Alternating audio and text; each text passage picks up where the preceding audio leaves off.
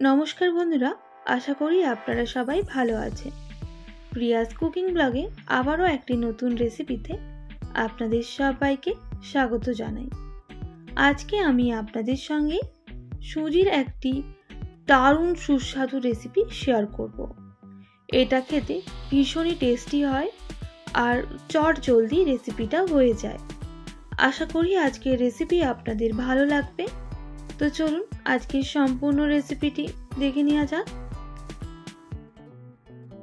রেসিপিটি বানানোর জন্য প্রথমে আমি এখানে হাফ টেবিল চামচ ঘি নিয়ে নেব আর ঘিটা ভালোভাবে গরম করে নিতে হবে।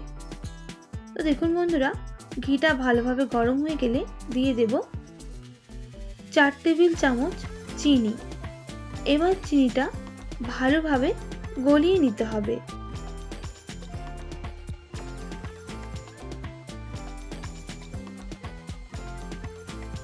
চিনির ক্যারামেলটা একদম রেডি হয়ে গেছে, দেখতেই পাচ্ছেন আপনারা। আমি কিন্তু এইভাবে রেডি করে নিয়েছি। এরপর আমি এর মধ্যে দুধ দিয়ে দেব, তবে এই সময় গ্যাসের ফ্লেমটা আমি কিন্তু মিডিয়ামে করে দুধটা দিতে হবে।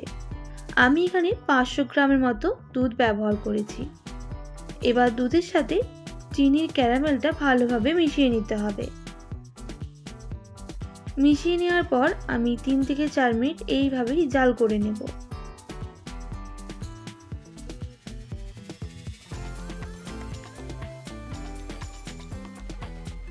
এরপর আমি নামিয়ে নেব আর ওই কড়ার মধ্যে আবারও দিয়ে দেব হাফ টেবিল চামচ ঘি।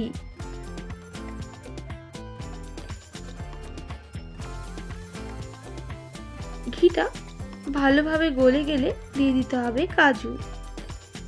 কাজুটা একটু ভেজে নিতে হবে।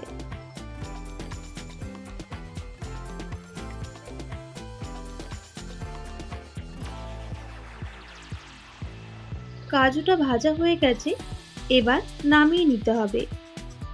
আর ওই ঘির মধ্যে আমি কিন্তু দিয়ে দেব কিশমিশ। এবার কিশমিশটাও ভালোভাবে ভেজে নিতে হবে।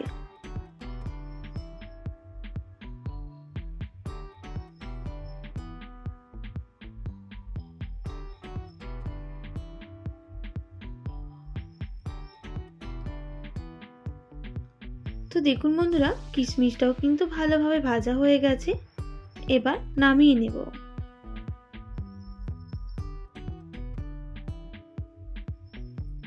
এরপর ওই ঘির মধ্যে দিয়ে দেব 1 টেবিল চামচ বেসন।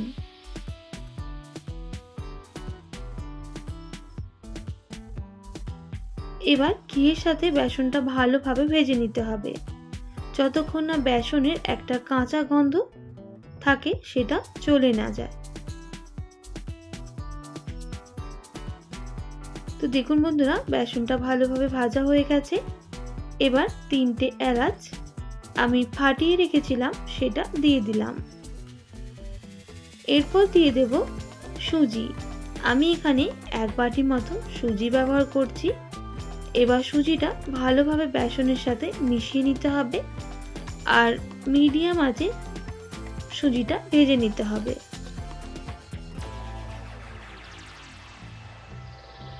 তো দেখুন বন্ধুরা, সুজিটা কিন্তু ভালোভাবে ভেজে নিচ্ছি।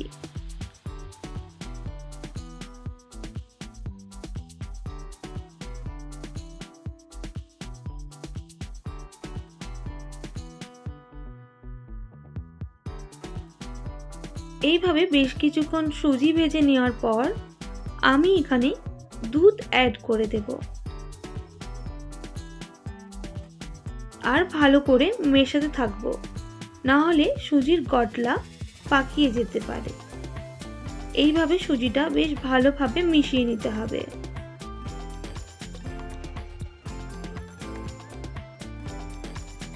এবার গ্যাসের ফ্লেমটা হাই করে অনবরত নাড়াচাড়া করে নেব।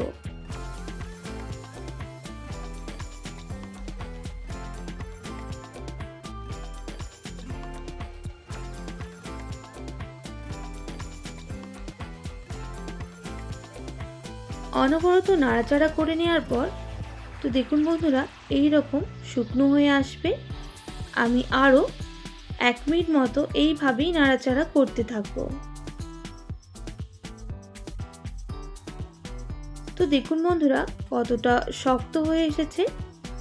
আমি আবারও বেশ কিছুক্ষণ রান্না করে নেব, তবে গ্যাসের ফ্লেমটা অবশ্যই মিডিয়ামে রেখে এই রেসিপিটা করে নিতে হবে।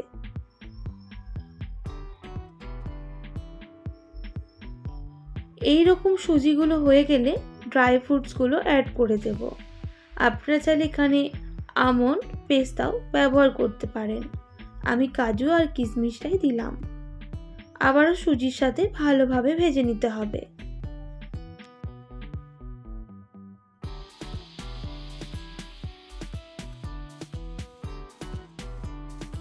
এইভাবে আরও বেশ কিছুক্ষণ রান্না করে নেব, তাহলে কিন্তু সুজির হালুয়াটা আমাদের একদম রেডি হয়ে যাবে। বেশ কিছুক্ষণ রান্না করার পর সুজির হালুয়াটা রেডি। এবার আমি একটা পাত্রের মধ্যে নামিয়ে নিচ্ছি। তো দেখুন বন্ধুরা সুজির হালুয়াটা দেখতে কতটা সুন্দর আর লোভনীয় হয়েছে। একবার এইভাবে বাড়িতে বানিয়ে নেওয়ার জন্য আপনাদের কাছে অনুরোধ রইল। অবশ্যই কমেন্ট করে জানাতে ভুলবেন না রেসিপিটা কেমন লাগলো। আশা করি আজকের রেসিপি আপনাদের ভালো লেগেছে। ভালো লেগে থাকলে অবশ্যই একটি like, comment, share and subscribe করে আমার পাশে থাকার অনুরোধ রইল।